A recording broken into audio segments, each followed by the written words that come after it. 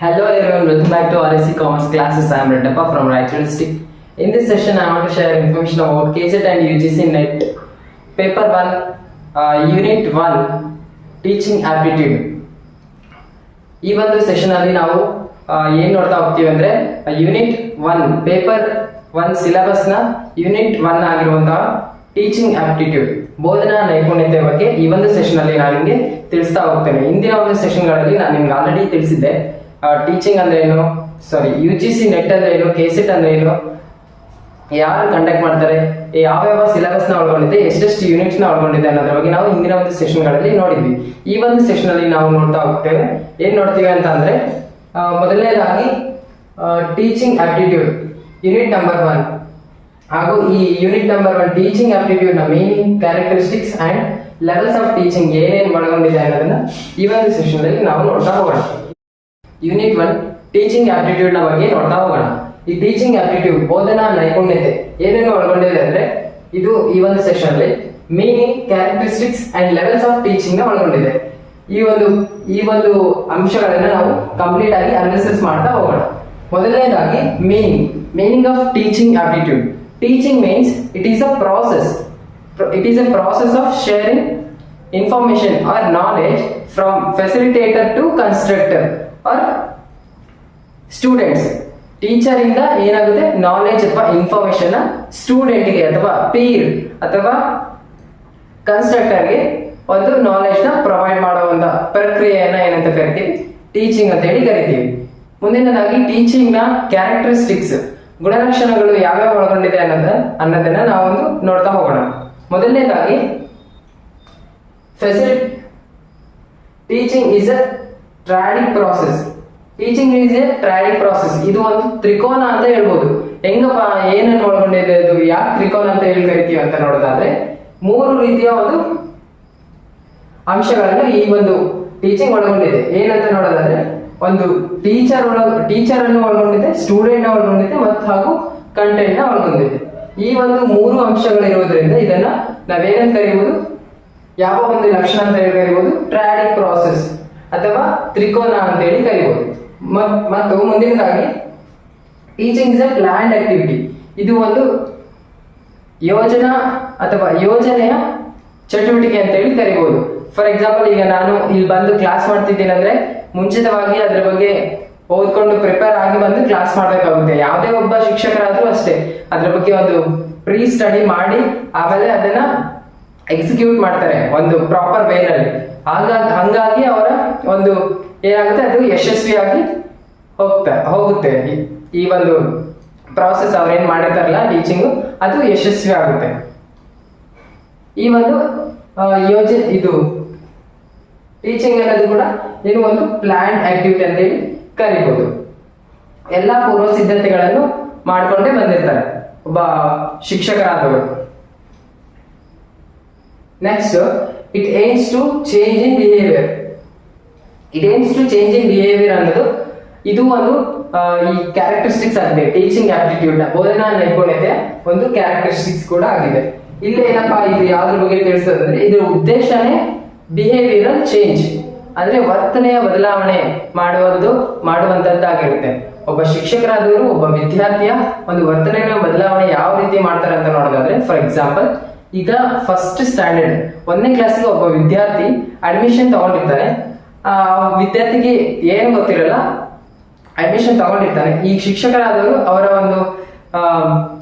ಒಂದು ವೃತ್ತಿನ ಮಾಡ್ತಾರೆ. ಶಿಕ್ಷಕರಾದವರು ಅವ್ರ ಕೆಲಸ ಏನು, ಆ ವಿದ್ಯಾರ್ಥಿಗೆ ಬಂದಿರುವಂತ ವಿದ್ಯಾರ್ಥಿಗೆ ಫಸ್ಟ್ ಸ್ಟ್ಯಾಂಡರ್ಡ್ ಅಲ್ಲಿ ಅವರಿಗೆ ಹೇಳ್ಕೊಡೋದ್ರ ಮೂಲಕ, ಓದೋದು ಬರೆಯೋದನ್ನ ಕಲಿಸೋದ್ರ ಮೂಲಕ ಅವರನ್ನ ವರ್ತನೆಯಲ್ಲಿ ಬದಲಾವಣೆ ಮಾಡ್ತಾರೆ.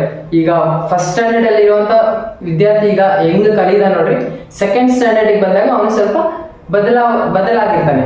ಈ ರೀತಿಯ ಒಂದು ಬದಲಾವಣೆ ಯಾರು ಮಾಡ್ತಾರೆ ಅಂದ್ರೆ ಶಿಕ್ಷಕರಾದವರು ವಿದ್ಯಾರ್ಥಿಗಳಿಗೆ ಈ ಒಂದು ಪ್ರಕ್ರಿಯೆ ಪ್ರಾಸೆಸ್ ಮೂಲಕ ಅವರು ಕಲಿಸ್ತಾ ಹೋಗ್ತಾರೆ. ಮುಂದಿನ ಪಾಯಿಂಟ್ ನೋಡೋದಾದ್ರೆ, teaching is a continuous and interaction process. Teaching is a continuous ಅಂದ್ರೆ it is a dynamic process and interaction process means, for example, ನಾನು ಇವಾಗ ನಿಮ್ ಜೊತೆ ಏನ್ ಮಾಡ್ತಿದ್ದೀನಿ, ಕನ್ವರ್ಸೇಷನ್ ಮಾಡ್ತಿದ್ದೀನಲ್ಲ, ಇದನ್ನೇನಂತ ಕರಿತೀವಿ ನಾವು, ಇಂಟರಾಕ್ಷನ್ ಪ್ರಾಸೆಸ್ ಅಂತ ಹೇಳಿ ಕರಿತೀವಿ. ಇದೇ ರೀತಿಯಾಗಿ ಶಿಕ್ಷಕರು ಏನ್ ಮಾಡ್ತಾರೆ, ವಿದ್ಯಾರ್ಥಿಗಳ ಜೊತೆ ಕನ್ವರ್ಸೇಷನ್ ಮಾಡೋದ್ರ ಮೂಲಕ ಅವರು ಇಂಟರಾಕ್ಷನ್ಸ್ ನ ಮಾಡ್ತಾ ಹೋಗ್ತಾರೆ. ಮುಂದಿನ ಒಂದು ಪಾಯಿಂಟ್ ನೋಡೋದಾದ್ರೆ, it is A both art and science. Teaching is A both art and science ಅಂತ ಹೇಳಿದ್ವಿ. ಹೆಂಗಪ್ಪ ಅಂದ್ರೆ ಟೀಚಿಂಗ್ ಅನ್ನೋದು ಒಂದು ಕಲೆಯೂ ಹೌದು, ಅದ್ರ ಜೊತೆಗೆ ವಿಜ್ಞಾನವೂ ಹೌದು. ಹೆಂಗಂತ ನೋಡೋದಾದ್ರೆ, teaching is art, teaching is an art. Art ಅಂದ್ರೆ ಕ್ರಿಯೇಟಿವ್ ಕಮ್ಯುನಿಕೇಶನ್ ಇರುತ್ತೆ, ಕ್ರಿಯೇಟಿವ್ ಕಮ್ಯುನಿಕೇಶನ್ ಇರುತ್ತೆ ಟೀಚಿಂಗ್ ಅಲ್ಲಿ. ಇದನ್ನ ನಾವೇನ್ ಕರಿತೀವಿ, ಆರ್ಟ್ ಅಂತ ಕರಿತೀವಿ. Teaching is a science. Science ಅಂತ ಹೇಗಂತ ಹೇಳೋದಾದ್ರೆ, ಇದು ಫಾರ್ ಎಕ್ಸಾಂಪಲ್ ನಾಲೆಜ್ ಬೇಸ್ಡ್ ಆಗಿರುತ್ತೆ. ಫಾರ್ ಎಕ್ಸಾಂಪಲ್ ನಾವೇನು ಯೂಸ್ ಮಾಡ್ತೀವಿ, ICT, ಇನ್ಫಾರ್ಮೇಶನ್ ಅಂಡ್ ಕಮ್ಯುನಿಕೇಶನ್ ಟೆಕ್ನಾಲಜಿನ ಯೂಸ್ ಮಾಡ್ತೀವಲ್ಲ, ಇದು ನಾಲೆಜ್ ಬೇಸ್ಡ್, ವಿಜ್ಞಾನಿಗಳು ವೈಜ್ಞಾನಿಕವಾಗಿ ಕಂಡುಹಿಡಿದಿರ್ತಾರೆ. ಆದ್ರಿಂದ ಇದು teaching is a both art as well as science ಅಂತೇಳಿ ನಾವು ಈ ಟೀಚಿಂಗ್ ಆಪ್ಟಿಟ್ಯೂಡ್, ಬೋಧನಾ ನೈಪುಣ್ಯತೆಯಲ್ಲಿ ನಾವು ಇದನ್ನ ಕಲಿತೇವೆ. ಅದರಿಂದಾಗಿ ಈ ಒಂದು ಬೋಧನಾ ನೈಪುಣ್ಯತೆ ಅನ್ನೋದು ಒಂದು ಕಲೆಯೂ ಹೌದು, ವಿಜ್ಞಾನವೂ ಕೂಡ ಹೌದು. ಈ ಒಂದು ಟೀಚಿಂಗ್ ಆಪ್ಟಿಟ್ಯೂಡ್, ಬೋಧನಾ ನೈಪುಣ್ಯತೆಯ ಮುಖ್ಯ ಉದ್ದೇಶ, ಮೇನ್ ಆಬ್ಜೆಕ್ಟಿವ್ ಏನಪ್ಪಾ ಅಂದ್ರೆ, to bring desirable change in learners.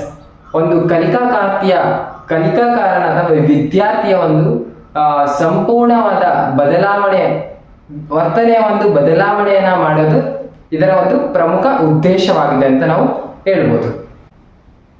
ಬನ್ನಿ ನಾವೀಗ 3 ರೀತಿಯ ಲೆವೆಲ್ಸ್ ಆಫ್ ಟೀಚಿಂಗ್ ನ ನೋಡೋಣ. 3 ರೀತಿಯ ಲೆವೆಲ್ಸ್ ಆಫ್ ಟೀಚಿಂಗ್ ಯಾವಂದ್ರೆ, ಮೆಮೊರಿ ಲೆವೆಲ್, ಅಂಡರ್ಸ್ಟ್ಯಾಂಡಿಂಗ್ ಲೆವೆಲ್ ಹಾಗೂ ರಿಫ್ಲೆಕ್ಟಿವ್ ಲೆವೆಲ್. ಮೆಮೊರಿ ಲೆವೆಲ್ ಅಂತಂದ್ರೆ ಕನ್ನಡದಲ್ಲಿ ನೆನಪಿನ ಅಂತ, ಎರಡನೇದಾಗಿ ಅಂಡರ್ಸ್ಟ್ಯಾಂಡಿಂಗ್ ಲೆವೆಲ್ ತಿಳುವಳಿಕೆ ಅಂತ, ಮೂರನೇದಾಗಿ ಪ್ರತಿಫಲಿತ ಅಂತ ರಿಫ್ಲೆಕ್ಟಿವ್ ಲೆವೆಲ್. ಇವುಗಳನ್ನು ನಾವು ಒಂದೊಂದನ್ನಾಗಿ ಅಧ್ಯಯನ ಮಾಡೋಣ. ಮೆಮೊರಿ ಲೆವೆಲ್ ಅನ್ನೋದು ಒಂದು ಕೆಳ ಹಂತ, ಅಂಡರ್ಸ್ಟ್ಯಾಂಡಿಂಗ್ ಲೆವೆಲ್ ಅನ್ನೋದು ಮಧ್ಯಮ ಹಂತ ಹಾಗೂ ರಿಫ್ಲೆಕ್ಟಿವ್ ಲೆವೆಲ್ ಅನ್ನೋದು ಉನ್ನತ ಹಂತ. ಈ 3 ಹಂತಗಳನ್ನು ಈಗ ನಾವು ಒಂದೊಂದನ್ನಾಗಿ ನೋಡ್ತಾ ಹೋಗೋಣ. ಮೊದಲನೇದಾಗಿ ಕೆಳ ಹಂತ, ಮೆಮೊರಿ ಲೆವೆಲ್. ಈ ಒಂದು ಟೀಚಿಂಗ್ ಲೆವೆಲ್ ಅಲ್ಲಿ ನೋಡೋದಾದ್ರೆ, ಇಲ್ಲಿ ಟೀಚರ್ ಡಾಮಿನೆಂಟ್ ಮೆಥಡ್ ನ ಯೂಸ್ ಮಾಡ್ತಾರೆ. ಏನು, ಶಿಕ್ಷಕರು ಇಲ್ಲಿ ನಿರಂಕುಶಾಧಿಕಾರತ್ವವನ್ನ ತೋರಿಸ್ತಾರೆ. Teacher act as a autocratic teacher. ಇಲ್ಲಿ ಹೇಗಪ್ಪ ಈ ಒಂದು ನಿರಂಕುಶಾಧಿಕಾರತ್ವನ ತೋರಿಸ್ತಾರೆ ಅಂದ್ರೆ, ಫಾರ್ ಎಕ್ಸಾಂಪಲ್ ಈಗ ತಾನೇ ಒಂದು ಶಾಲೆಗೆ ಒಬ್ಬ ವಿದ್ಯಾರ್ಥಿ, ಒಂದು ಮಗು ಅಡ್ಮಿಷನ್ ಮಾಡಿದೆ. ಆ ಮಗುವಿಗೆ ಈ ಶಿಕ್ಷಕರಾದವರು ಕಲಿಸ್ತಾ ಹೋಗ್ತಾರೆ, ಓದ್ಸೋದ್ನ, ಬರ್ಸೋದ್ನ, ಇದನ್ನೆಲ್ಲ ಕಲಿಸ್ತಾ ಒಂದು ಮಾಡಿಫಿಕೇಶನ್ ಆಫ್ ಬಿಹೇವಿಯರ್ ನ ಮಾಡ್ತಾರೆ. ಆ ಒಂದು ವಿದ್ಯಾರ್ಥಿಯ ವರ್ತನೆಯಲ್ಲಿ ಬದಲಾವಣೆನ ಮಾಡ್ತಾರೆ. ಇಲ್ಲಿ ರೋಡ್ ಲರ್ನಿಂಗ್ ಅನ್ನೋದು ಈ ಒಂದು ಹಂತದಲ್ಲಿ ಇನ್ಕ್ಲೂಡ್ ಆಗುತ್ತೆ. Road learning means repetition of information. ಆ ವಿದ್ಯಾರ್ಥಿಗೆ ಈಗ ಒಂದು ಸ್ಲೇಟ್ ತಗೊಂಡು ಹಾಕಿ ಅದನ್ನ ಕೊಡ್ತಾರೆ. ಆ ಹುಡುಗ ಏನ್ ಮಾಡುತ್ತೆ, ಆ ಒಂದು ಶಿಕ್ಷಕರು ಹೇಳಿದಂಗೆ ಅದನ್ನ ತಿದ್ದುತ್ತಾ ಬರ್ಕೊಂತ ಹೋಗ್ತಾ ರಿಪಿಟೇಷನ್ ಆಫ್ ಇನ್ಫಾರ್ಮೇಶನ್ ಅದು ಕಲೆಕ್ಟ್ ಮಾಡುತ್ತೆ, ಅಂಡರ್ಸ್ಟ್ಯಾಂಡ್ ಮಾಡ್ಕೊಂಡು ಮುಂದುವರಿಯುತ್ತೆ. ಈ ರೀತಿಯಲ್ಲಿ ಈ ಒಂದು ಕೆಳ ಹಂತ ಮೆಮೊರಿ ಲೆವೆಲ್ ಅಲ್ಲಿ ಟೀಚರ್ ಒಬ್ಬ ವಿದ್ಯಾರ್ಥಿಯನ್ನ ಕಲಿಸ್ತಾರೆ.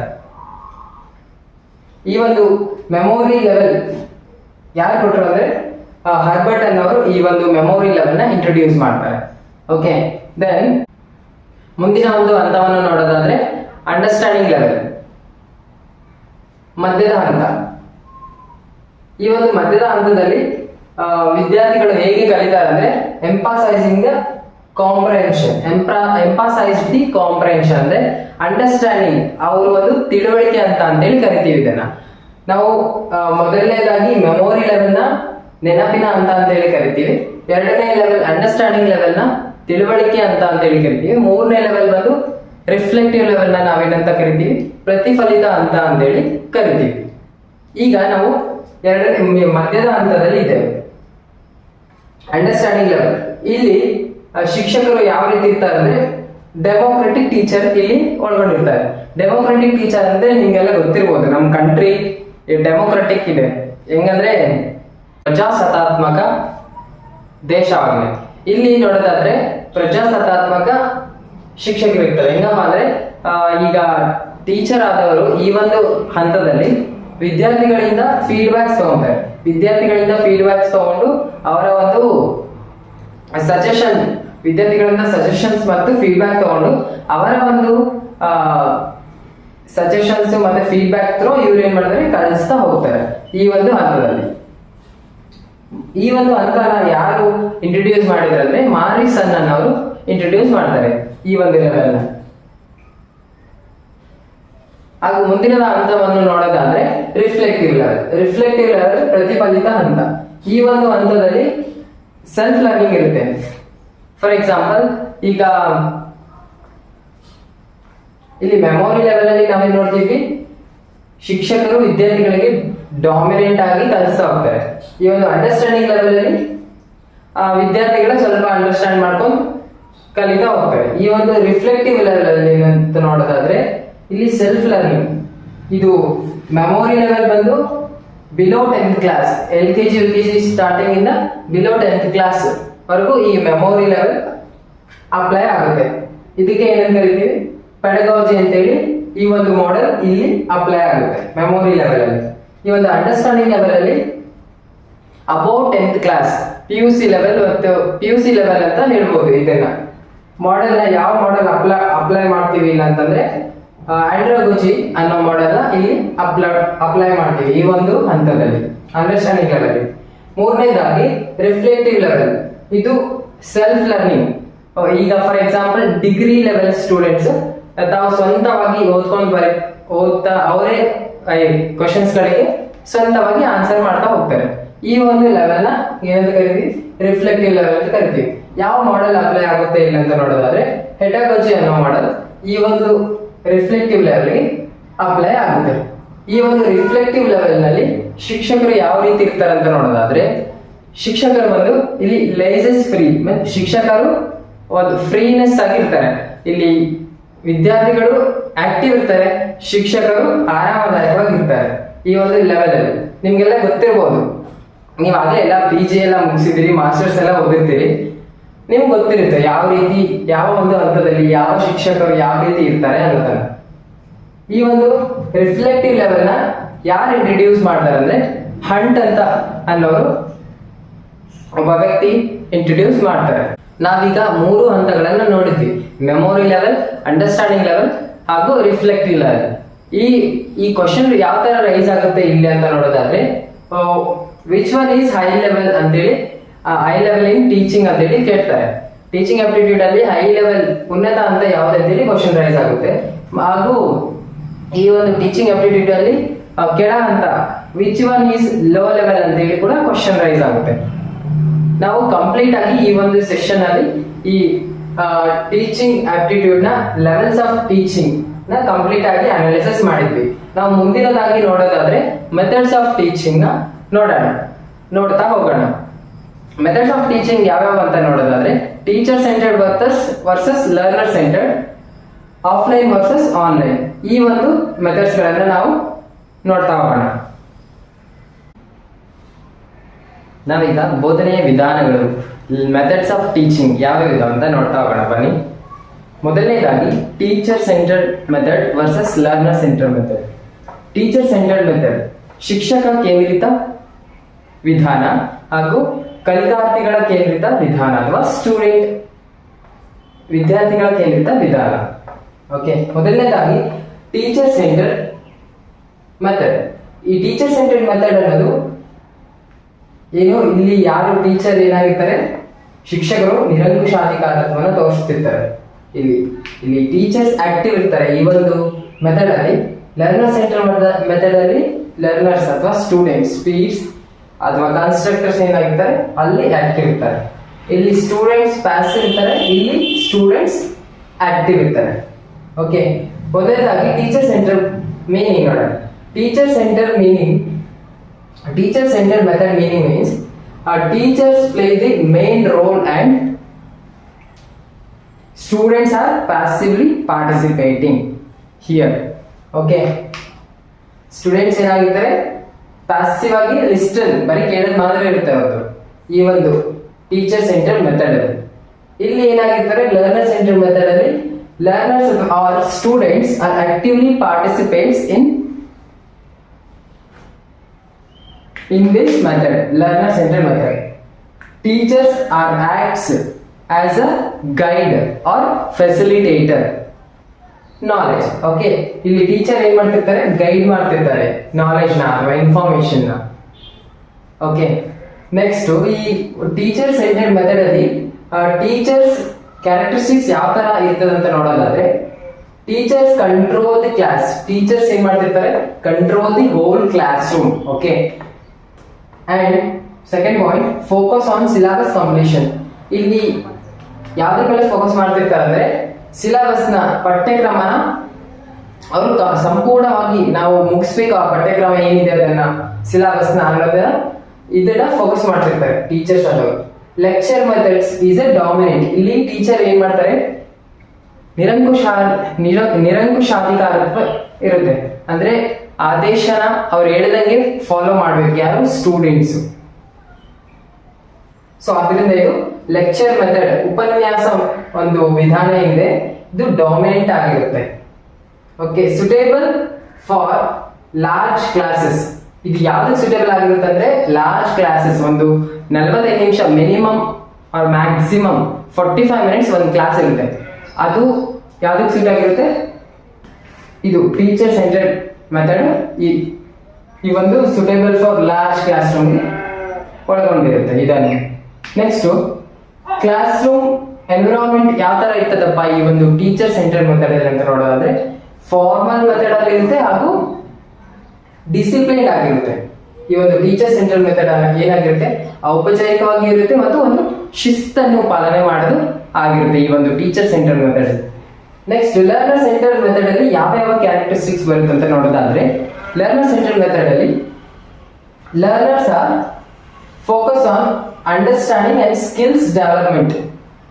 ಇಲ್ಲಿ ಲರ್ನರ್ ಸೆಂಟರ್ಡ್ ಅಲ್ಲಿ ಏನಾಗಿರುತ್ತೆ, ಲರ್ನರ್ಸ್ ತಾವು ಏನ್ ಪ್ರೆಸೆಂಟ್ ಮಾಡ್ತಿರ್ತಾರೆ ನೋಡಿ ಕಂಟೆಂಟ್ ನ, ಒಂದು ಕಾನ್ಸೆಪ್ಟ್ ನ, ಇವ್ರು ಏನ್ ಫೋಕಸ್ ಮಾಡ್ತಾರೆ, ಅಂಡರ್ಸ್ಟ್ಯಾಂಡಿಂಗ್ ಮಾಡ್ಕೊಂಡು ಲರ್ನರ್ಸ್ಗೆ ಅಂಡರ್ಸ್ಟ್ಯಾಂಡ್ ಮಾಡಿಸ್ತಿರ್ತಾರೆ ಈ ಒಂದು ಲರ್ನರ್ ಸೆಂಟರ್ಡ್ ಮೆಥಡ್ ಅಲ್ಲಿ.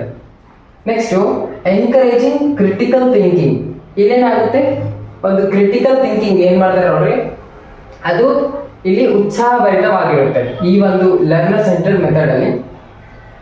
Next point, students R learners are actively participate here.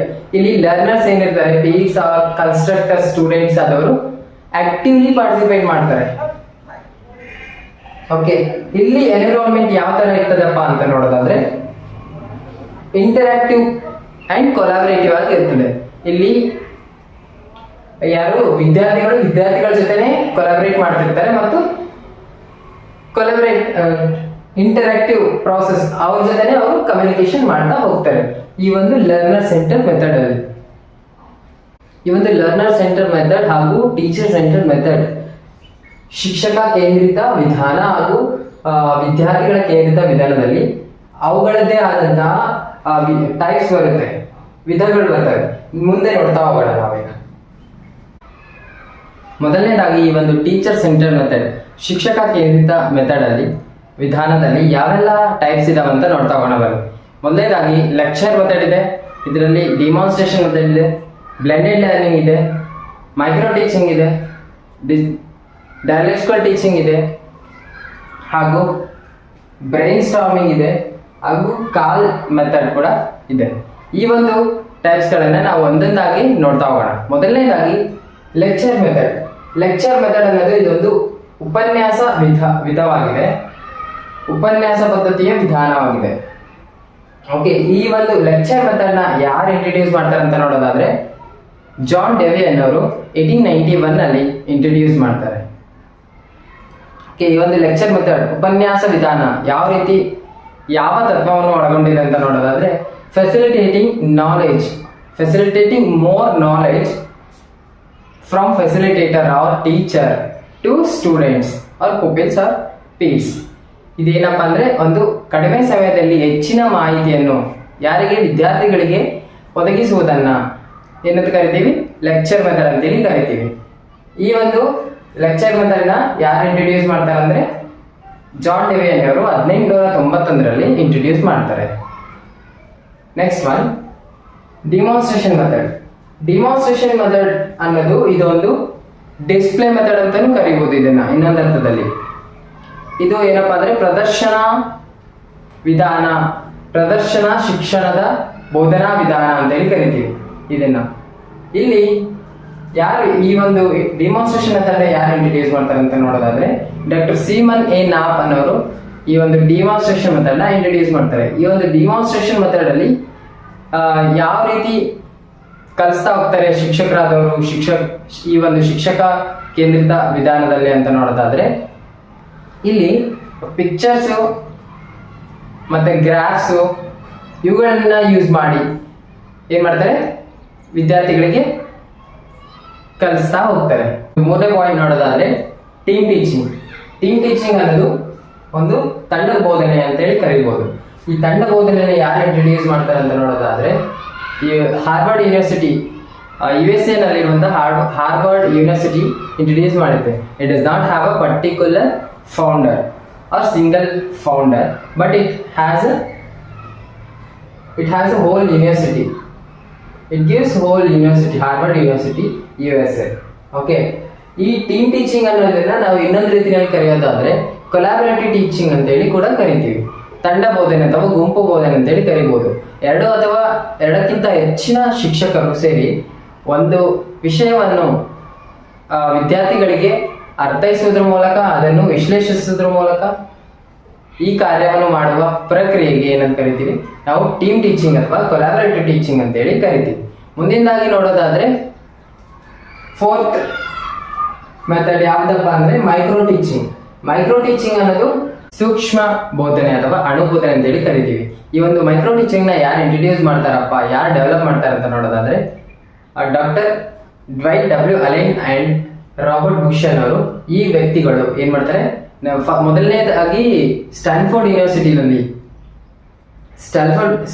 University of California, ಇದು ಅಮೆರಿಕದಲ್ಲಿರುವಂತಹ ವಿಶ್ವವಿದ್ಯಾಲಯದಲ್ಲಿ ಫಸ್ಟ್ ಇವರು 1963 ಅಲ್ಲಿ ಇವರು ಇಂಟ್ರೊಡ್ಯೂಸ್ ಮಾಡ್ತಾರೆ. ನಮ್ಮ ಒಂದು ಇಂಡಿಯಾದಲ್ಲಿ ಯಾರು ಮೊದಲನೇ ಬಾರಿ ಈ ಒಂದು ಅಣುಬೋಧೆಯನ್ನ ಜಾರಿಗೆ ತರ್ತಾರೆ ಅಂತ ನೋಡೋದಾದ್ರೆ DD ತಿವಾರಿ ಅನ್ನೋರು ಅಹಮದಾಬಾದ್ ನಲ್ಲಿ ಜಾರಿಗೆ ತರ್ತಾರೆ. ಈ ಒಂದು ಅಣುಬೋಧನೆ ಅನ್ನೋದು ಎಲ್ಲಿ ಅಪ್ಲೈ ಆಗುತ್ತೆ ಅಂತ ನೋಡೋದಾದ್ರೆ ಪ್ರಾಕ್ಟೀಸ್ ಟೀಚಿಂಗ್ ಅಲ್ಲಿ ಈ ಒಂದು ಅಣುಬೋಧನೆ ಅನ್ನೋದು ಅಪ್ಲೈ ಆಗುತ್ತೆ. ಪ್ರಾಕ್ಟೀಸ್ ಟೀಚಿಂಗ್ ನಾವೇನ್ ಮಾಡ್ತೀವಿ ಅಂತ ಕೆಲವರು ಕ್ವಶನ್ ರೈಸ್ ಮಾಡ್ಬೋದು. ಎಲ್ಲಿ ಮಾಡ್ತಾರೆ ಅಂದ್ರೆ ಈ ಒಂದು BEd ಮಾಡುವಂತಹ ಸಂದರ್ಭದಲ್ಲಿ BEd ಅಂತೇಳಿ ಮಾಡ್ತಾರೆ, bachelor of education studies 2 years course ಇರ್ತದಲ್ಲ, ಆ ಒಂದು ಸಂದರ್ಭದಲ್ಲಿ ಈ ಮೈಕ್ರೋ ಟೀಚಿಂಗ್ ಅನ್ನೋದು ಅಲ್ಲಿ ಅಪ್ಲೈ ಆಗುತ್ತೆ. ಈ ಒಂದು ಮೈಕ್ರೋ ಟೀಚಿಂಗ್ 3 ರೀತಿಯ ಒಂದು ಹಂತಗಳನ್ನ ಒಳಗೊಂಡಿದೆ, 3 phases ನ ಒಳಗೊಂಡಿದೆ. ಯಾವ್ಯಾವ ಫೇಸಸ್ ಅಂತ ನೋಡೋದಾದ್ರೆ ಒಂದು knowledge acquisition and skills acquisition and transformation of knowledge. Knowledge acquisition ಅಂದ್ರೆ ಈಗ ಶಿಕ್ಷಕರಾದವರು ಏನ್ ಮಾಡ್ತಾರೆ, ವಿದ್ಯಾರ್ಥಿಗಳಿಗೆ ನಾಲೆಜ್ ನ ಫೆಸಿಲಿಟೇಟ್ ಮಾಡ್ತಾರೆ. ಅಲ್ಲಿಂದ ಅವ್ರಿಗೆ ಏನ್ ಮಾಡ್ತಾರೆ, ನಾಲೆಜ್ ನ ವಿದ್ಯಾರ್ಥಿಗಳು ಅಕ್ವೈರ್ ಮಾಡ್ಕೊಳ್ತಾರೆ. ಹಾಗೂ ನಾನು ನೆಕ್ಸ್ಟ್ ಎರಡನೇ ಪಾಯಿಂಟ್ ಏನ್ ಹೇಳಿದೆ, ಸ್ಕಿಲ್ಸ್ ಅಕ್ವಿಸಿಷನ್ ಅಂತ ಹೇಳಿದೆ. ಸ್ಕಿಲ್ಸ್ ಅಕ್ವಿಸಿಷನ್ ಇಲ್ಲಿ ಏನ್ ಬೆಳೀತಾ ಹೋಗುತ್ತೆ, ಕೌಶಲ್ಯ ಕೂಡ ಬೆಳೀತಾ ಹೋಗುತ್ತೆ. ಇದು ಪ್ರಾಕ್ಟೀಸ್ ಟೀಚಿಂಗ್ ಅಂತ ಹೇಳಿದೆ, ಶಿಕ್ಷಕರ ಒಂದು ಕೌಶಲ್ಯ ಕೂಡ ಬೆಳೀತಾ ಹೋಗುತ್ತೆ ಇದರಲ್ಲಿ. ಆಮೇಲೆ ಮೂರನೇದಾಗಿ ಏನ್ ಹೇಳಿದೆ, ಟ್ರಾನ್ಸ್ಫಾರ್ಮೇಶನ್ ಆಫ್ ನಾಲೆಜ್ ಅಂತ ಹೇಳಿದೆ. ಇಲ್ಲಿ ಏನಾಗುತ್ತೆ, ನಾಲೆಜ್ ಅಥವಾ ಜ್ಞಾನ ಏನಾಗುತ್ತೆ ಶಿಕ್ಷಕರಿಂದ ವಿದ್ಯಾರ್ಥಿಗಳಿಗೆ ಏನಾಗುತ್ತೆ ಟ್ರಾನ್ಸ್ಫಾರ್ಮ್ ಆಗ್ತಾ ಹೋಗುತ್ತೆ. ಈ ಮೈಕ್ರೋ ಟೀಚಿಂಗ್ ಅನ್ನೋದು 6 ರೀತಿಯ ಒಂದು ಸ್ಟೆಪ್ ಗಳನ್ನು ಒಳಗೊಂಡಿರುತ್ತೆ. ಯಾವ್ಯಾವ ಅಂತ ನೋಡೋದಾದ್ರೆ plan, teach, feedback, replan, reteach and refeedback. ಪ್ಲಾನ್ ಅಂದ್ರೆ ಏನು, ಯೋಜನೆಯನ್ನು ಒಳಗೊಂಡಿರುತ್ತೆ. ಹಾಗೂ ಟೀಚ್ ಬೋಧನೆಯನ್ನು ಒಳಗೊಂಡಿರುತ್ತೆ. ಆಮೇಲೆ ಫೀಡ್ಬ್ಯಾಕ್ ಅಂದ್ರೆ ಏನು, ಪ್ರತಿಕ್ರಿಯೆಯನ್ನು ಒಳಗೊಂಡಿರುತ್ತೆ. ಮರುಬೋಧನೆ, ಮರು ಯೋಜನೆ ಹಾಗೂ ಮರು ಪ್ರತಿಕ್ರಿಯೆ. ಈ ಒಂದು 6 ರೀತಿಯ ಸ್ಟೆಪ್ ಗಳನ್ನ ಈ ಒಂದು ಮೈಕ್ರೋ ಟೀಚಿಂಗ್ ಅನ್ನೋದು ಒಳಗೊಂಡಿರುತ್ತೆ. ಮೈಕ್ರೋ ಟೀಚಿಂಗ್ ನಲ್ಲಿ ಅದರದ್ದೇ ಆದಂತಹ ಕೆಲವು ಲಕ್ಷಣಗಳು ಅಥವಾ ಕ್ಯಾರೆಕ್ಟರಿಸ್ಟಿಕ್ಸ್ ಬರ್ತವೆ. ಮೊದಲನೇದಾಗಿ ನೋಡೋದಾದ್ರೆ skill of using blackboard, skill of demonstration, skill of explaining, skill of introducing lesson, skill of reinforcement and skills of questioning. ಇವೆಲ್ಲ ಟೈಪ್ಗಳು, ಇವೆಲ್ಲ ಕ್ಯಾರೆಕ್ಟರಿಸ್ಟಿಕ್ಸ್ಗಳನ್ನ ಈ ಒಂದು ಮೈಕ್ರೋ ಟೀಚಿಂಗ್ ಅನ್ನೋದು ಒಳಗೊಂಡಿದೆ. ಮುಂದಿನದಾಗಿ ನಾವು ನೋಡೋದಾದ್ರೆ ಬ್ಲೆಂಡೆಡ್ ಟೀಚಿಂಗ್ ನ ಯಾರು ಇಂಟ್ರೊಡ್ಯೂಸ್ ಮಾಡ್ತಾರೆ ಅಂತ ನೋಡೋದಾದ್ರೆ ಬಾಂಗ್ ಅಂಡ್ ಗ್ರಹಮ್ ಅನ್ನ ಇಬ್ಬರು ವ್ಯಕ್ತಿಗಳು ಏನ್ ಮಾಡ್ತಾರೆ, ಈ ಒಂದು ಬ್ಲೆಂಡೆಡ್ ಟೀಚಿಂಗ್ ನ ಇಂಟ್ರೊಡ್ಯೂಸ್ ಮಾಡ್ತಾರೆ. ಬ್ಲೆಂಡೆಡ್ ಟೀಚಿಂಗ್ ಅಂದ್ರೆ mixed method of teaching, the combination of traditional and modern teaching method, it is called blended teaching. ಒಂದು ಹಿಂದಿನ ಕಾಲದಲ್ಲಿರುವಂತಹ ಟೀಚಿಂಗ್ ಮೆಥಡ್ ಹಾಗೂ ಈಗ ಇರುವಂತಹ ಆನ್ಲೈನ್ ಮೆಥಡ್ ಏನಿದೆ ನೋಡಿ, offline method plus online method ಎರಡೂ ಸೇರಿ ಇರುವಂತಹ ಒಂದು ಟೀಚಿಂಗ್ ಮೆಥಡ್ ನ ಬೋಧನಾ ವಿಧಾನವನ್ನು ನಾವೇನಂತ ಕರಿತೀವಿ, ಬ್ಲೆಂಡೆಡ್ ಟೀಚಿಂಗ್ ಅಂತ ಹೇಳಿ ಕರಿತೀವಿ. ಇಲ್ಲಿ ಮಿಕ್ಸ್ಡ್ ಲರ್ನಿಂಗ್ ನ ಒಳಗೊಂಡಿದೆ. ಮಿಕ್ಸ್ಡ್ ಲರ್ನಿಂಗ್ ಅಥವಾ ಹೈಬ್ರಿಡ್ ಲರ್ನಿಂಗ್ ಅಂತ ಹೇಳಿ ಕರಿತೀವಿ. ಮಿಶ್ರಿತ ಕಲಿಕೆನ ಒಳಗೊಂಡಿದೆ ಈ ಒಂದು ಬ್ಲೆಂಡೆಡ್ ಟೀಚಿಂಗ್ ಅಲ್ಲಿ. ಇದರ ಕ್ಯಾರೆಕ್ಟರಿಸ್ಟಿಕ್ಸ್ ಯಾವ್ಯಾವ ಅಂತ ನೋಡೋದಾದ್ರೆ face to face model, flexible model and flipped model ಅಂತ ಹೇಳಿ ಈ ಒಂದು ಕ್ಯಾರೆಕ್ಟರಿಸ್ಟಿಕ್ಸ್ ನ ಈ ಒಂದು ಬ್ಲೆಂಡೆಡ್ ಟೀಚಿಂಗ್ ಏನಿದೆ ಅಲ್ಲ ಇದು ಒಳಗೊಂಡಿದೆ. ಈ ಒಂದು ಲಾಸ್ಟ್ ಟೈಮ್ ನಾನು ಬರ್ತಿರುವಂತ ಕೇಸೆಟ್ ಅಲ್ಲಿ ಕ್ವಶನ್ ಯಾವ ತರ ರೈಸ್ ಆಗಿತ್ತಪ್ಪ ಅಂದ್ರೆ ವಾಟ್ ಈಸ್ ಫ್ಲಿಪ್ಡ್ ಮಾಡೆಲ್ ಅಂತೇಳಿ ಕೇಳಿದ್ರು. ಫ್ಲಿಪ್ಡ್ ಮಾಡೆಲ್ ಅಂದ್ರೆ learning project in class, watching videos at home. ಕ್ಲಾಸಲ್ಲಿ ಏನ್ ಮಾಡೋದು, ಪ್ರಾಜೆಕ್ಟ್ ಬಗ್ಗೆ ಕಲಿಯೋದು, ಅದರ ವಿಡಿಯೋಗಳನ್ನ ಏನ್ ಮಾಡೋದು, ಮನೆಯಲ್ಲಿ ಹೋಗಿ ನೋಡೋದನ್ನ ಏನಂತ ಕರಿತೀವಿ, ಫ್ಲಿಪ್ಡ್ ಲರ್ನಿಂಗ್ ಅಂತ ಹೇಳಿ ಕರಿತೀವಿ. ಆನ್ಲೈನ್ ಕ್ಲಾಸಸ್ ಮಾಡುವಂತ ಆಪ್ಗಳಾಗಿರ್ಬೋದು, ಆನ್ಲೈನ್ ಕ್ಲಾಸಸ್ ಯಾವ್ಯಾವ ಆಪ್ ಅಲ್ಲಿ ಕಂಡಕ್ಟ್ ಮಾಡ್ತೀವಿ ಅಂತ ನೋಡೋದಾದ್ರೆ ಫಾರ್ ಎಕ್ಸಾಂಪಲ್ ಗೂಗಲ್ ಮೀಟ್ ಆಗಿರ್ಬೋದು, ಝೂಮ್ ಆಗಿರ್ಬೋದು, ಈ ಒಂದು ಆಪ್ಗಳ ಮೂಲಕ ನಾವೇನ್ ಮಾಡ್ಬೋದು, ಆನ್ಲೈನ್ ಕ್ಲಾಸಸ್, ಫಿಸಿಕಲ್ ಆಗು ಕ್ಲಾಸಸ್ ಆಗಿರ್ತವೆ, ಆನ್ಲೈನ್ ಅಲ್ಲೂ ಕೂಡ ಕ್ಲಾಸಸ್ ನ ಕಂಡಕ್ಟ್ ಮಾಡೋದಕ್ಕೆ ಏನಂತ ಕರಿತೀವಿ, ಈ ಒಂದು ವಿಧಾನವನ್ನು ಬ್ಲೆಂಡೆಡ್ ಟೀಚಿಂಗ್ ಅಥವಾ ಮಿಶ್ರಿತ ಕಲಿಕೆ ಅಥವಾ ಮಿಶ್ರಿತ ಬೋಧನೆ ಅಂತೇಳಿ ನಾವು ಕರಿಬಹುದು. ಮುಂದಿನದಾಗಿ ಒಂದು ನೋಡೋದಾದ್ರೆ ಡಯಾಲಜಿಕಲ್ ಟೀಚಿಂಗ್ ಅನ್ನೋದು ಇದೊಂದು ಸಂವಾದಾತ್ಮಕ ಬೋಧನಾ ವಿಧಾನವಾಗಿದೆ. ಈ ಸಂವಾದಾತ್ಮಕ ಬೋಧನಾ ವಿಧಾನ ಅಥವಾ ಡಯಾಲಜಿಕಲ್ ಟೀಚಿಂಗ್ ನ ಯಾರು ಇಂಟ್ರೊಡ್ಯೂಸ್ ಮಾಡ್ತಾರೆ ಅಂತ ನೋಡೋದಾದ್ರೆ ರಾಬಿನ್ ಅಲೆಕ್ಸಾಂಡರ್ ಅನ್ನೋ ವ್ಯಕ್ತಿ. ಇವರು ಕೇಂಬ್ರಿಡ್ಜ್ ಯೂನಿವರ್ಸಿಟಿಯ ಪ್ರೊಫೆಸರ್ ಆಗಿರುವಂತಹ ರಾಬಿನ್ ಅಲೆಕ್ಸಾಂಡರ್ ಅನ್ನೋರು ಈ ಒಂದು ಡಯಾಲಜಿಕಲ್ ಟೀಚಿಂಗ್ ನ ಇಂಟ್ರೊಡ್ಯೂಸ್ ಮಾಡ್ತಾರೆ. ಈ ಒಂದು ಟೀಚರ್ ಸೆಂಟರ್ ಮೆಥಡ್ ಅಥವಾ ಶಿಕ್ಷಕ ಕೇಂದ್ರಿತ ವಿಧಾನದಲ್ಲಿ ಯಾವೆಲ್ಲ ಟೈಪ್ಸ್ ಬರ್ತಾವ ಅಂತ ನಾವು ಇಷ್ಟೊತ್ತು ನೋಡಿದ್ವಿ. ಈಗ ಮುಂದಿನದಾಗಿ ನಾವು ಲರ್ನರ್ ಸೆಂಟರ್ ಮೆಥಡ್, ವಿದ್ಯಾರ್ಥಿ ಕೇಂದ್ರಿತ ಮೆಥಡ್ ಅಲ್ಲಿ ಯಾವೆಲ್ಲ ಒಂದು ಟೈಪ್ಸ್ ಬರ್ತಾವ ಅಂತ ನೋಡ್ತಾ ಹೋಗೋಣ ಬನ್ನಿ. ಮೊದಲನೇದಾಗಿ ನಾವು ನೋಡೋದಾದ್ರೆ ಹ್ಯೂರಿಸ್ಟಿಕ್ ಮೆಥಡ್.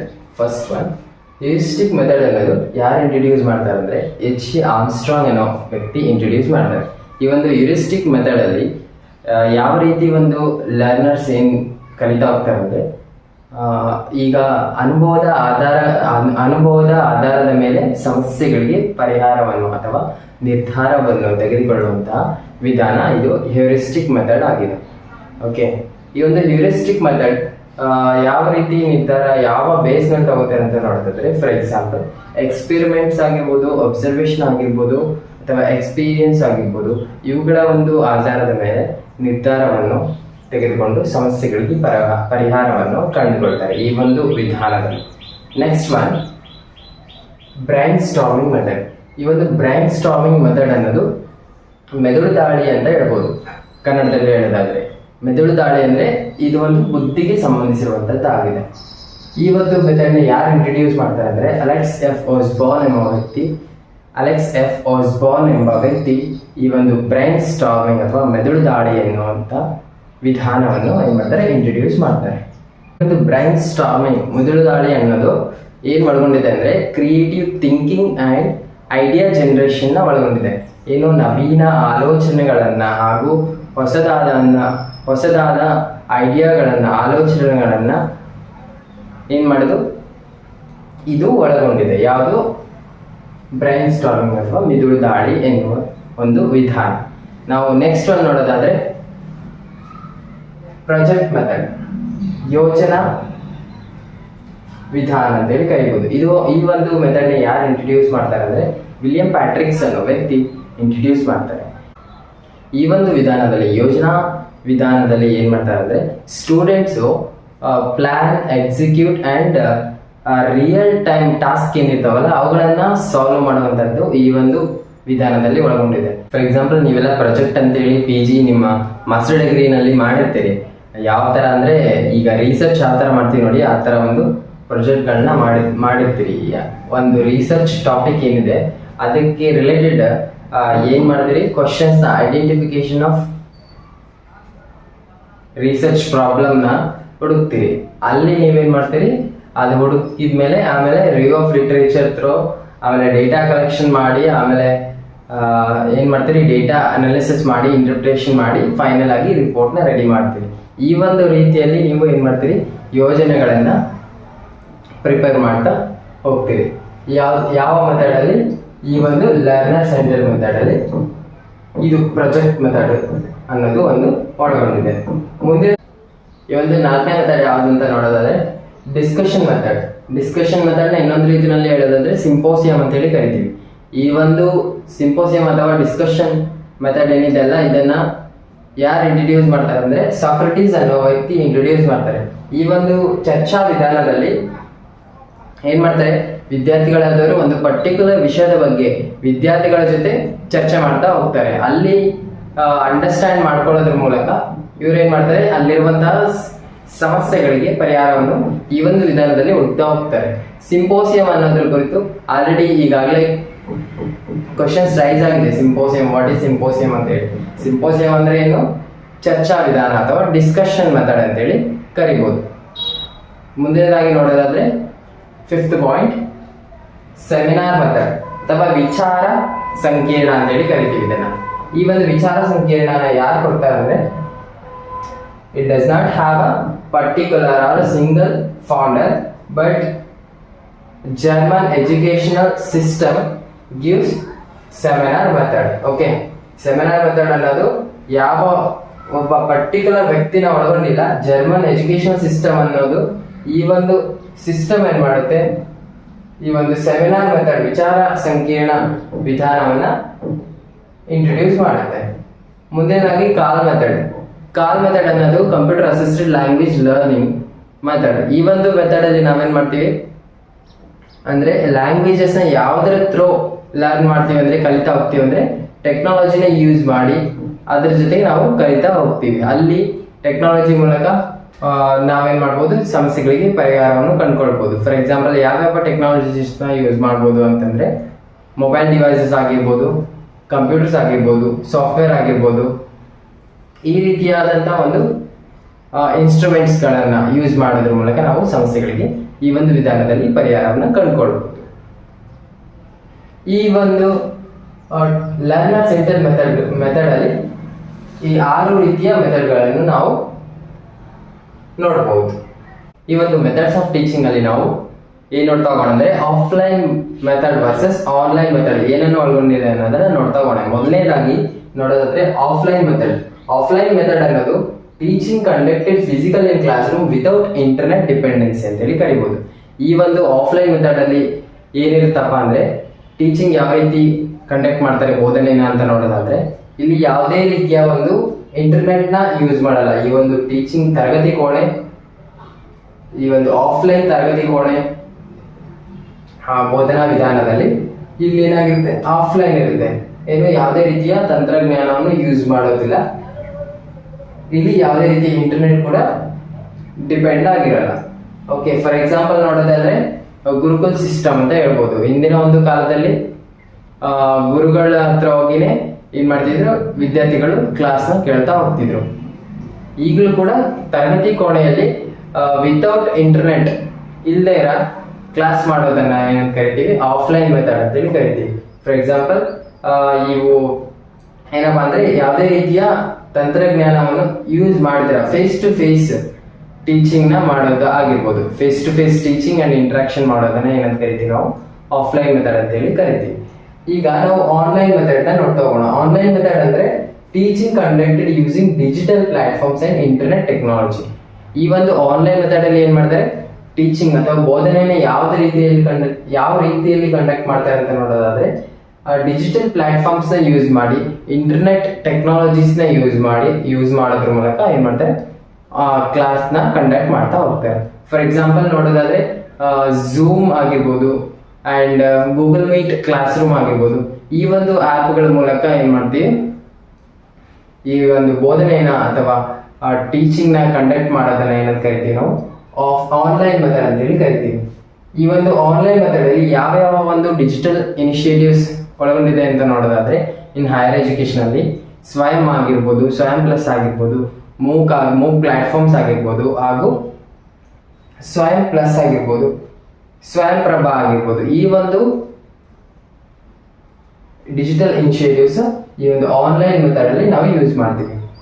ನೋಡಿದ್ವಿ ನಾವೀಗ ಟೀಚಿಂಗ್ ಅಂದ್ರೆ ಏನು, ಟೀಚಿಂಗ್ ಮೀನಿಂಗ್ ಏನಿದೆ, ಟೀಚಿಂಗ್ನ ಕ್ಯಾರೆಕ್ಟರಿಸ್ಟಿಕ್ಸ್ ಯಾವ್ಯಾವ ಇದಾವೆ, ಟೀಚಿಂಗ್ನ ಮೆಥಡ್ಸ್ ಯಾವ್ಯಾವ ಬರ್ತವೆ ಅಂತ ನಾವು ಈ ಒಂದು ಸೆಷನ್ ಅಲ್ಲಿ ನೋಡ್ತಾ ಹೋಗಿದ್ದೇವೆ. ಇದೇ ರೀತಿಯ ಒಂದು ವ್ಯಾಲ್ಯೂಬಲ್ ಇನ್ಫಾರ್ಮೇಶನ್ಗೋಸ್ಕರ ನಮ್ಮ ಮುಂದಿನ ವಿಡಿಯೋಗಳಿಗಾಗಿ ನಮ್ಮ ಚಾನಲ್ನ ಲೈಕ್ ಮಾಡಿ, ಶೇರ್ ಮಾಡಿ ಮತ್ತು ಸಬ್ಸ್ಕ್ರೈಬ್ ಮಾಡಿ ಅಂತ ಹೇಳ್ತೇನೆ. ಹಾಗೂ ಅದೇ ರೀತಿಯಲ್ಲಿ ಈ ಸೆಷನ್ ಅಲ್ಲಿ ಯಾವುದೇ ಡೌಟ್ ಇದ್ದಲ್ಲಿ ಕಮೆಂಟ್ಗಳ ಮೂಲಕ ನಿಮ್ಮ ಕಮೆಂಟ್ನ ತಿಳಿಸಿ. Thank you so much.